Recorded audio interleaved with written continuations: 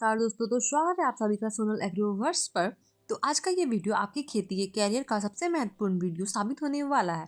आज हम जिस विषय पर बात करने जा रहे हैं वो सिर्फ एक समस्या नहीं, बल्कि वो आपकी मेहनत, आपके पैसे और आपके सपनों का सबसे बड़ा दुश्मन है। जी हाँ, हम बात कर रहे हैं खरपतवार की। अक्सर हम देखते हैं कि किसान भाई बाजार से महंगे महंगे बीज लाते हैं, बोरियां भरकर डीएपी यूरिया डालते हैं, रात रात भर जगकर पानी डालते हैं, लेकिन जब फसल कटती है तो पैदावार की उम्मीद से आधी निकलती है। आखिर वो खाद, वो पानी, वो ताकत गई कहाँ? वो सब चुरा ली आपके खेत में छिपे उन बिन बुलाए मेहमानों ने, जिन्हें खरपतवार कहते हैं। आज के इस वीडियो में हम इस चोर को पकड़ेंगे भी और हमेशा के लिए खत्म करने का विज्ञान भी सीखेंगे। आज हम सतही बातें नहीं करेंगे, बल्कि जड़ तक जाएंगे और हम जानेंगे कि खरपतवार के बीज जमीन में कितने साल तक जिंदा रहते हैं, दवाइयाँ कैसे काम करती है, कौन सा नॉलेज इस्तेमाल करना चाहिए और वो कौन सी गलतियां हैं जो 90% तक किसान करते हैं। तो चलिए, आप अपनी कुर्सी की पेटी बांध लीजिए, क्योंकि जानकारी का ये सफर बहुत ही गहरा होने वाला है। सबसे पहले हमें अपने दुश्मन की ताकत का अंदाजा होना चाहिए। वैज्ञानिक भाषा में बात करें तो खरपतवार आपकी फसल के साथ साथ 4 चीजों की लड़ाई लड़ते हैं: पानी, पोषक तत्व, जगह और सूर्य की रोशनी। एक चौंकाने वाला आंकड़ा आपको बताता हूँ कि एक सामान्य खरपतवार का पौधा आपकी फसल के पौधे की तुलना में 3 गुना ज़्यादा पानी और 5 गुना ज़्यादा नाइट्रोजन चूसने की क्षमता रखता है। यानी अगर आपके खेत में 1 किलो यूरिया डाला है और खेत में खरपतवार है, तो समझ लीजिए कि 30 से 40 किलो यूरिया तो खरपतवार ही खा गया। आपने पैसा खर्च किया फसल के लिए, लेकिन वो काम गया दुश्मन के। इतना ही नहीं, बल्कि कुछ खरपतवार तो एनिलोपैथी भी होते हैं। इसका मतलब है कि उनकी जड़ें जमीन में एक ऐसा जहर छोड़ती है जो आपको मुख्य फसल के बीजों को उगने ही नहीं देता है, उनकी जड़ों को का विकास रोक देता है। गाजर घास इसका बहुत बड़ा उदाहरण है। अब बात करते हैं पहचान की, क्योंकि बिना पहचाने आप सही हथियार नहीं चुन सकते हैं। खरपतवारों की दुनिया बहुत बड़ी है, लेकिन हमें मुख्य रूप से 3 प्रकारों को समझना है। पहले, नकली खरपतवार यानी मिमिक्री वीड्स। ये सबसे बड़े चालाक होते हैं। इनका रंग, रूप, कद, कांटी बिल्कुल आपकी फसल जैसा ही होता है। जैसे कि गेहूं के खेत में गुल्ली डंडा या मंसूरी और धान के खेत में सांवा। ये तब तक पहचान में नहीं आते हैं जब तक आपकी इनमें बालियां ना आ जाए, और तब तक ये अपना नुकसान कर चुके होते हैं।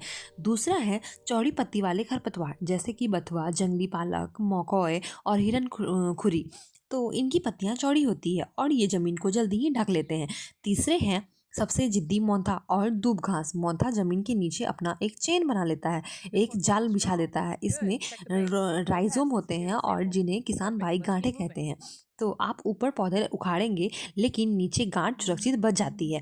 और 4 दिन बाद जब नया पौधा तैयार हो जाता है, तो अब आते हैं सबसे महत्वपूर्ण हिस्से पर: नियंत्रण कैसे करें। हम इसे चार चार चरणों में बांटेंगे: बचाव, यांत्रिक तरीके, फसल प्रबंधन और अंत में रासायनिक युद्ध। तो सबसे पहले बचाव की बात करते हैं। तो क्या आप जानते हैं कि खरपतवार का पौधा, जैसे कि चौलाई, एक बार में 10,000 से लेकर 5 लाख तक के बीज पैदा कर सकता है।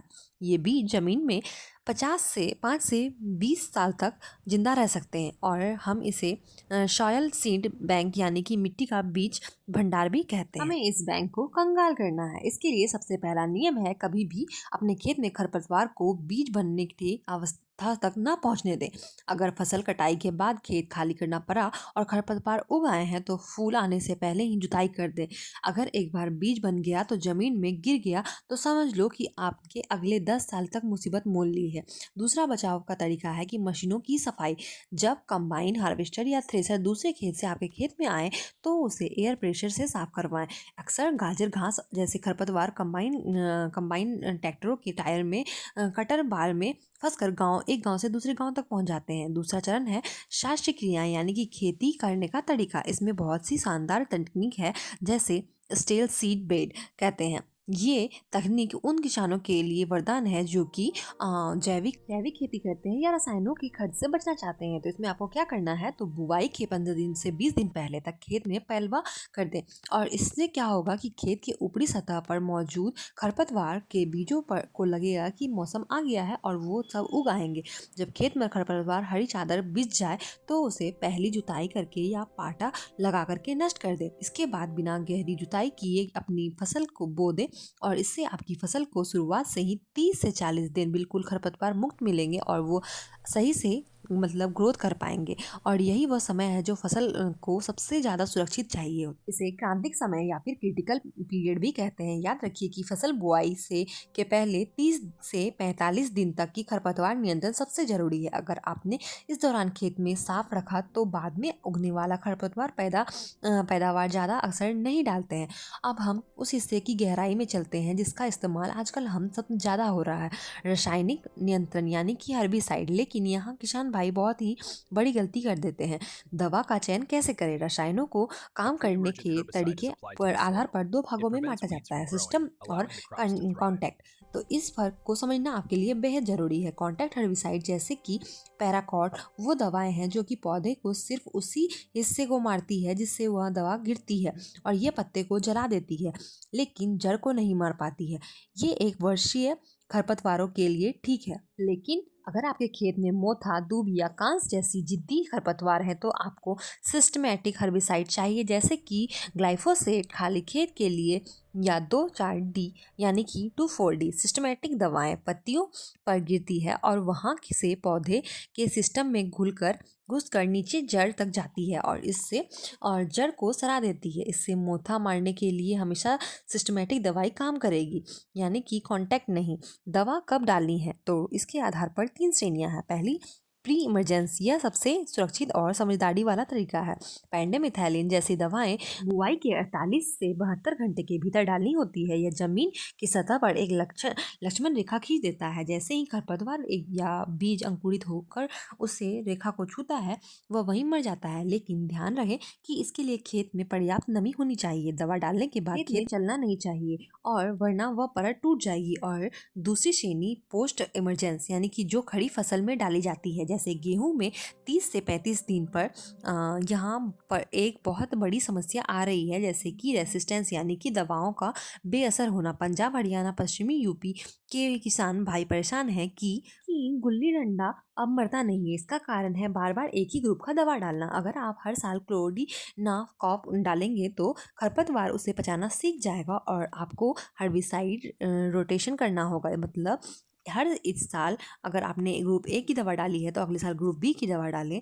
क्लोरिनाकॉप ने काम नहीं कर पाएगी हर साल, तो सल्फोसल्फ्यूरन या पिनोक्सडाइन का इस्तेमाल करें। दवा बदलते रहें ताकि खरपतवार कंफ्यूज रहें। और अब मैं आपको स्प्रे करने की तकनीक के बारे में कुछ ऐसी बात बताती हूँ कि जो अक्सर दुकानदार भी नहीं बता पाते हैं। तो सबसे पहली बात है कि पानी का पीएच, कई बार दवा असली होती है लेकिन Management isn't रिजल्ट magic, नहीं मिल it's a पाता है science. क्योंकि Become आपको your own doctor. नलकूप का Visit your पानी खारा fields होता है और regularly. या पीएच ज़्यादा होती है। तो अगर आपका पानी का पीएच 8 या 9 से ज़्यादा है तो दवा के असर आधा ही कर देता है। इसलिए इसके लिए आप स्प्रे टैंक में थोड़ा सा साइट्रिक एसिड या नींबू का रस या फिर बाजार में मिलने वाला पीएच बफर मिला सकते हैं। दूसरी बात, पानी की मात्रा। किसान भाई अक्सर 4 से 5 टंकी में 1 एकड़ निपटा देते हैं। ये गलत है। खरपतवार नाशी के लिए कम से कम 150 से 200 लीटर तक की पानी प्रति एकड़ The soil चाहिए, test shows क्योंकि we need हमें more हर nitrogen kill. खरपतवार के हर Minerals पत्ते तक confirm it. दवा Just switch पहुंचानी to है feed. मुझे पूरी उम्मीद है कि इतनी विस्तृत और वैज्ञानिक जानकारी के बाद अब आप खरपतवार से डरेंगे नहीं बल्कि उनका डटकर मुकाबला करेंगे। इस जानकारी को सिर्फ अपने तक ना रखें, अपने साथी किसान भाई तक भी साझा करें, क्योंकि जब पूरा गांव रोगमुक्त होगा तभी तो असली तरक्की होगी। अगर आपको किसी विशेष खरपतवार या दवा के बारे में और गहराई से जानना है तो कमेंट में जरूर लिखें।